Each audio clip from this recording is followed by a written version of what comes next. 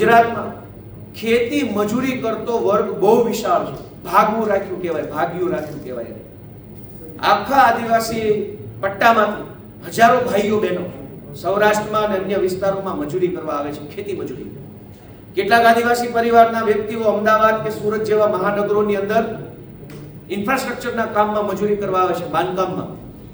આ મજૂરી કરનારા લોકોના જીવનમાં અને જેને ત્યાં મજૂરી કરે છે માલિકના જીવનમાં સમાનતા આવે એવું કરવાનું સૂચન બાબા સાહેબ આંબેડકરે સંવિધાનના આર્ટિકલ 43માં આપ્યું છે.